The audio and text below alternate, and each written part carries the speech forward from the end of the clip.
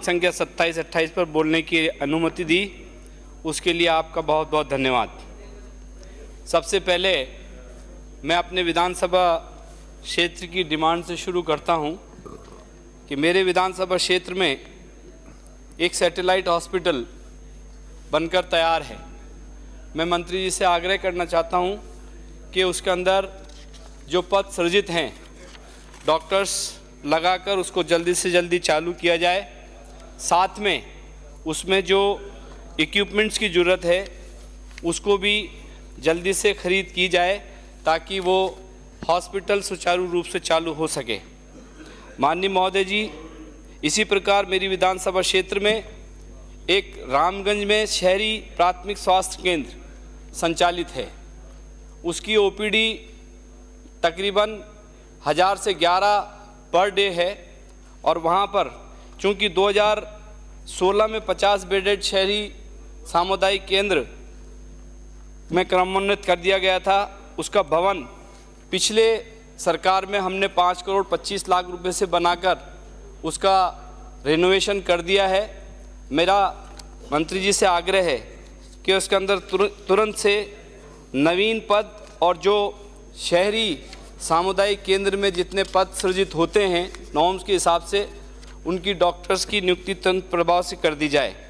इसी तरीके से मेरे विधानसभा क्षेत्र में एक मोती कटला डिस्पेंसरी, जिसको छोटे अस्पताल के नाम से जाना जाता है, उसको भी हमने 5 करोड़ 34 लाख रुपए से एक टेंडर और सरकार ने उसका 2023-24 के बजट में बजट एलोकेशन किया था। उसका टेंडर नहीं हो पाया है। मैं मंत्री जी से आग्रह करता हूं कि उसको आगे बढ़ाते हुए उस बिल्डिंग के लिए तुरंत प्रभाव से उसका टेंडर करा जाए, क्योंकि उसकी ओपीडी 700 से 800 पर डे है। मेरी कुछ छोटी मोटी डिमांड्स हैं, उस पर मैं ये सारे पेपर्स टेबल कर दूंगा। इसके बाद मैं जिस तरीके से सरकार ने पिछले साल में बजट में जो घोषणाएं की थी और पूरे बजट का करीब 8.25% बजट चिकित्सा और स्वास्थ्य के लिए रिजर्व किया था, मैं समझता हूं कि सरकार उसका 60% बजट भी खर्च नहीं कर पाई है। उसकी बहुत सारी चीज़ें आपको देखने को मिलेंगी कि प्रत्येक विधानसभा क्षेत्र में सरकार ने घोषणा करी थी कि मॉडल डिस्पेंसरी CSC खोली जाएंगी। जयपुर में एक भी मॉडल CSC की स्थापना ये सरकार नहीं कर पाई। उसी तरीके से RUHS की अगर बात करें तो 200 करोड़ रुपए का प्रावधान सुपर स्पेशलिटी हॉस्पिटल शुरू करने के लिए आपने प्रावधान किया था, और मुझे अभी कल ही पता चला है कि सरकार ने आनन फानन में, क्योंकि आप लोग जवाब नहीं दे पा रहे हैं, आपने SMS से कुछ सुपर स्पेशलिटी डॉक्टर्स को उठाकर वहाँ पे OPD 4 दिन पहले 5 दिन पहले शुरू करी है, जिसको आपको OPD के साथ IPD शुरू करने की बात पिछले बजट में करी थी। उसका 1% भी काम आप लोग नहीं कर पाए। इसका बड़ा दुख है, क्योंकि जयपुर की एक बहुत बड़ी बिल्डिंग जयपुर में, जो साउथ ऑफ जयपुर में RUHS में हमारी तत्कालीन सरकार ने बना के मल्टी स्पेशलिटी सुपर स्पेशलिटी के हिसाब से उस बिल्डिंग को बनाया था, लेकिन आप लोग उसको आज तक चालू नहीं कर पाए। उसी तरीके से एक IPD टावर की SMS में एक महत्वाकांक्षी योजना हमने शुरू करी और आपने सरकार में आते उसको रोक दिया।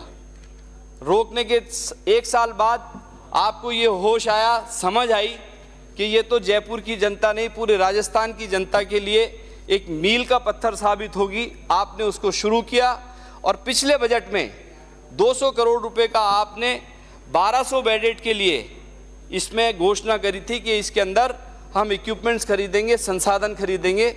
लेकिन बड़ी गंभीरता और चिंता के साथ में मैं आप सरकार का ध्यान दिलाना चाहता हूं कि न तो आपने उस 1200 करोड़ रुपए में से 12 रुपए खर्च करें, न इक्विपमेंट खर्च कराया, नहीं आज तक आप IPD टावर का आप शुरुआत जो करी थी, जिस मंतव्य से सरकार ने करी थी, उस ओर आप अग्रसर नहीं है। मेरा आपसे आग्रह है कि इसको गंभीरता से करें। इसी तरीके से पिछले बजट में जयपुर के बच्चों के लिए, नवनिहाल बच्चों के लिए आपकी सरकार ने 22 करोड़ रुपए का centre of excellence for medical genetics की घोषणा की थी। आज तक आप उसमें कुछ कर नहीं पाए। लेटेस्ट पोजीशन ये है कि आप उसके अंदर न लैब की व्यवस्था के लिए जगह चिन्हित कर पाएँ, न उसमें कोई काम कर पाएँ। इसी तरीके से एसएमएस अस्पताल में भी आपने पिछले बजट में घोषणा करी थी कि ईएनटी विंग खोलेंगे, आपने आज तक वो ईएनटी विंग भी नहीं खोली। बड़े दुख के साथ कहना पड़ रहा है कि इतना बड़ा हॉस्पिटल, और आज मैं मंत्री जी से आग्रह करना चाहता हूं कि अगर कोई गंभीर रोगी आंख का आ जाए, जिसको तुरंत प्रभाव से आंख का ऑपरेशन अगर कराना है, तो वहां अगर आपको ऑपरेशन कराने के लिए डॉक्टर से बात करनी पड़ेगी तो 1.5 महीने का टाइम। सभापति जी, जिस आदमी की आंखें चली जाती हैं, जिस आदमी की मोतियाबिंद बिगड़ जाता है, उसके ऑपरेशन के लिए आपकी सरकार 1.5 महीना ऑपरेशन के लिए ले रहे हैं। करोड़ों लाखों रुपए की बजट की बात करते हैं। मैं समझता हूं कि ये भी एक चिंता का विषय है कि लोगों के गंभीर रोगों के इलाज के लिए आपको इस पर ध्यान देने की आवश्यकता है। आपने इसी तरीके से अगर आरएमएससीएल की बात करें, आरएमएससीएल की क्या बात, इसमें आपने पूरी तरीके से जो सत्यानाश इसका किया है। उड़ान योजना जो आप बात करके सरकार में आए थे कि महिलाओं के साथ अत्याचार नहीं सहेगा राजस्थान, और आपने क्या किया कि 1.5 साल से, जब से आप सरकार में आए, 1 रुपए का सैनिटरी नैपकिन आपने नहीं खरीदा, एक टेंडर आपने नहीं खरीदा, एक टेंडर से आपने उसकी खरीद नहीं करी। जितने भी सेंटर्स हैं, आंगनबाड़ी सेंटर्स हैं, उसमें आज हमारी बहन बेटियों के लिए एक भी नैपकिन अवेलेबल नहीं है। बड़े शर्म की बात है कि आप महिलाओं के उत्थान की बात करते हैं और आपने 14 महीने में एक भी खरीद नहीं करी। इसी तरीके से आरएमएससीएल में मैं मंत्री जी से पूछना चाहता हूं कि रेट कॉन्ट्रैक्ट क्यों नहीं हो रहे। आपके कॉन्ट्रैक्टर्स जो सप्लायर्स थे, कॉन्ट्रैक्ट सप्लायर्स थे, वो गायब हो गए, वो आपको सप्लाई देने को तैयार नहीं है। आपने 1-1 साल से उनका पेमेंट रोक रखा है, दवाइयाँ आप नई खरीद नहीं पा रहे। इसी तरीके से मैं कहना चाहता हूँ कि 2011 में जब हमारी सरकार थी तो हमने मुख्यमंत्री निःशुल्क दवा योजना प्रारंभ की थी, और इस योजना का पूरे विश्व में इसका प्रचार प्रसार हुआ और उसके पूरी दुनिया ने इसको सराहा।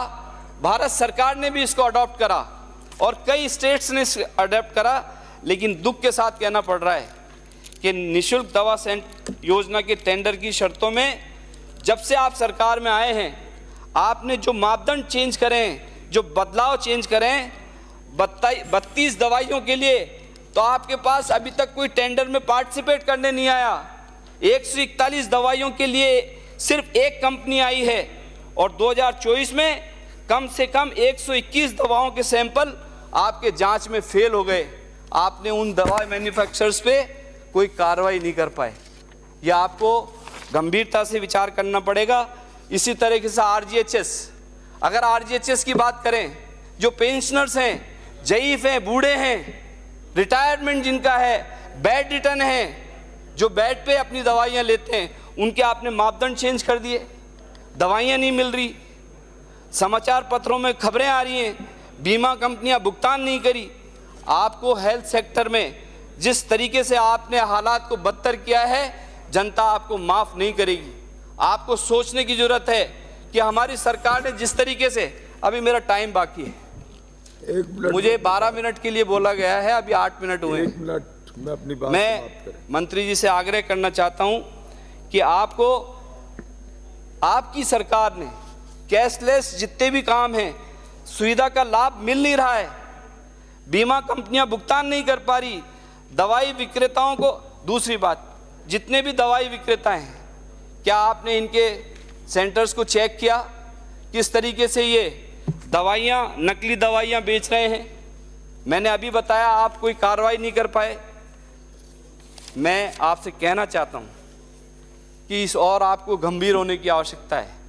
एक लेटेस्ट उदाहरण देता हूँ, एक लेटेस्ट बात और सुनिए। आदर्श नगर विधानसभा क्षेत्र और किशनपुर विधानसभा क्षेत्र में एक तो जामडोली में सीएससी है, एक जाजू डिस्पेंसरी है, ब्राजी इन दोनों के अंदर एक्सरे मशीनें पड़ी हुई हैं नई खरीद के, हमारे टाइम पे खड़ी थी। मैं आपसे निवेदन श्री करना छगन चाहता हूं सिंह कि राजपुरोहित। टेक्नीशियंस अरेंज कराएं और जल्दी से श्री इनके छगन सिंह राजपुरोहित टाइम अगर 2 मिनट और दे दें। प्लीज। सभापति जी, बहुत वक्त है। मेरी बात सुनिए। मैं मंत्री से एक अंत में प्लीज। आग्रह करना चाहता हूं कि ब्राजे